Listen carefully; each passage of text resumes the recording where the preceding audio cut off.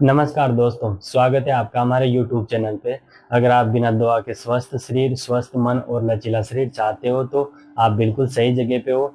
मैं आपको इस वीडियो में आज हम अर्ध मत्स्येंद्रासन का अभ्यास करेंगे, जो मैं आपको बताऊंगा सही विधि, फायदे और सावधानियां, और कुछ जो आम गलतियां होती है वो आपको नहीं करनी होती है। अक्सर लोग करते हैं लेकिन वो गलतियां आपको नहीं करनी होती है। वो कौन कौन सी गलतियां हैं मैं आपको बताऊंगा, लेकिन वीडियो आपको पूरा देखना पड़ेगा। और वीडियो पूरा देखने से पहले मैं आपको बता दूं, अगर आप चैनल पे पहली बार हो या पहली बार विजिट कर रहे हो तो चैनल को सब्सक्राइब करें और लाइक करें और अपने दोस्तों तक शेयर करें, बेल आइकन को प्रेस करें ताकि आने वाली नोटिफिकेशन आप तक पहुंच सके और ऐसी टिप्स और ऐसी हेल्थ भरी जानकारी आप तक पहुंच जाएगी। चलो आइए वीडियो को स्टार्ट करते हैं।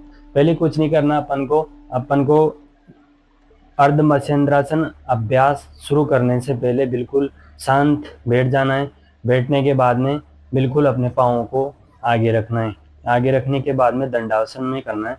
दंडासन में करने के बाद में कुछ भी नहीं करना। अपना जो बाएं वाला पैर होता है, बाएं वाले पैर को बिल्कुल, जो लास्ट वाली एडी होती है, एडी को बिल्कुल अपने जो दाएं पैर होता है, दाएं पैर के कूल्हे के नीचे दबाना है। दबाने के बाद में कुछ भी नहीं करना, बिल्कुल शांत बैठ जाना है। और इस जो दाएं पैर होता है, तो दाएं पैर को बिल्कुल सीधा रखना है और फिर धीरे धीरे धीरे धीरे धीरे इसको मोड़ना है। मोड़ने के बाद में जो ये बाएं पैर का घुटना है, तो घुटने के पास में इसको ऐसे रखना है इस स्थिति में, और इसको ऐसे दबा देना है कूल्हे के पास। कूल्हे के पास में रखना है एडी को, बाएं पैर की। बाएं पैर की रखने के बाद में दाएं पैर को बाएं पैर के घुटने के पास में रखना है, और ये जो घुटना है ये ऊपर रहेगा। रखने के बाद में बिल्कुल रीढ़ की हड्डी को सीधा रखना है। सीधा रखने के बाद में धीरे धीरे धीरे धीरे धीरे ऐसे घूमना है, और थोड़ा आगे हो जाते हैं, पीछे स्पेस कम है तो ऐसे करते हैं। इस स्थिति में बैठने के बाद में बिल्कुल अपनी जो कमर होती है वो बिल्कुल 90 डिग्री के एंगल पे हो जाती है।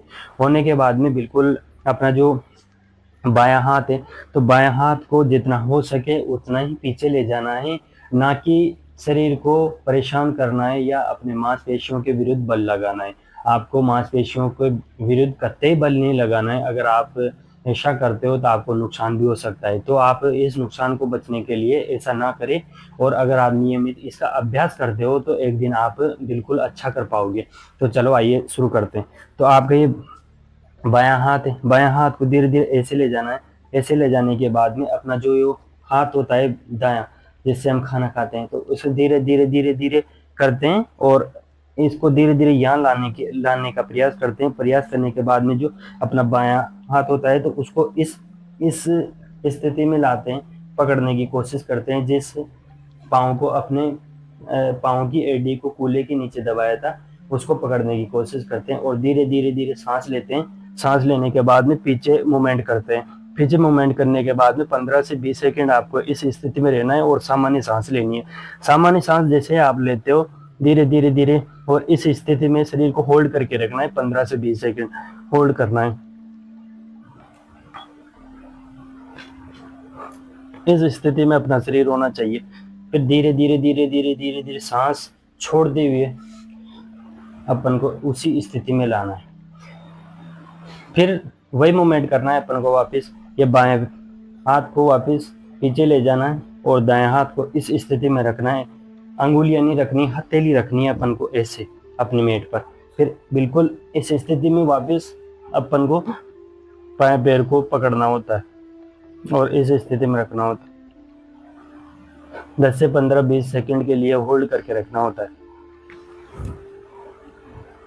फिर वापस धीरे धीरे नॉर्मल सांस छोड़ती हो, ऐसे इस स्थिति में लाना होता है।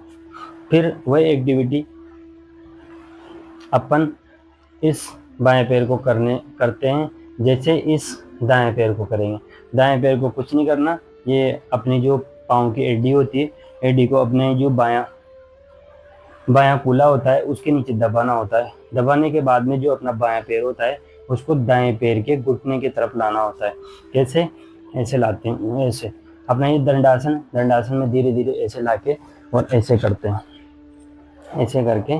और फिर अपना जो इस बार जो जिससे खाना खाते हैं उसको पीछे लाना होता है ऐसे करके, और इस तरफ घूमना होता है, इस तरफ और इसको पकड़ना होता है।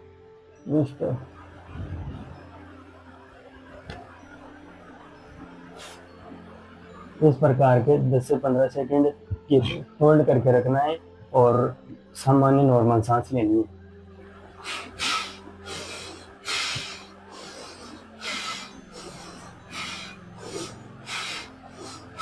फिर वापस धीरे धीरे सांस छोड़ते हुए उसी स्थिति में लाना है, सामान्य स्थिति में, और अपने को धीरे धीरे सांस लेनी है। फिर पद्मासन में बैठ जाना है। फिर धीरे धीरे वही स्थिति करनी है। कैसे? जैसे इस एडी को अपने कूल्हे के नीचे दबाना है, बाएं कूल्हे के नीचे, याद रहे। साइड भी याद रखनी है, कौन सा पाँव कौन सी तरफ जाएगा, कौन सा पाँव कौन सी तरफ दबेगा, ये बिल्कुल आपको ध्यान रखना है। तो इसको कूल्हे की तरफ दबाते हैं, नीचे दबा देते हैं, एडी को टच कर देते हैं। टच करने के बाद में जो अपना दायां पैर होता है, बायां पैर को अपन जो दायां पैर होता है उसके घुटने के पास में रखते हैं, और जो अपना जिस हाथ से अपन खाना खाते हैं उस हाथ को बिल्कुल इस तरफ लाते हैं। लाने के बाद में फिर बाएं पैर को, हाथ को लाते हैं। हाथ को लाने के बाद में जो जहाँ पर अपना दायां हाथ है उस स्थिति में रखते हैं, और उसको जो जिससे अपन खाना खा रहे हैं तो उसको बिल्कुल इसे रोटेट करेंगे। रोटेट करने के बाद में अपने जो कूल्हे पे जो लगी हुई एडी उसको बिल्कुल घुमाएंगे और इस स्थिति में बैठेंगे।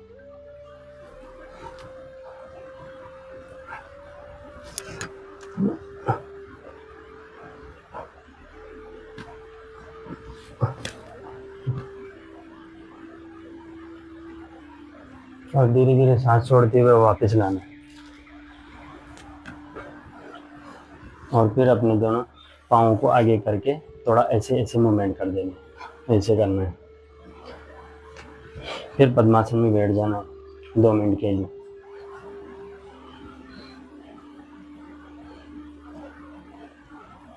पद्मासन में बैठने के बाद में बिल्कुल आपका शरीर रिलैक्स हो जाएगा, और फिर नॉर्मल आलती पालती मार के बैठ जाना।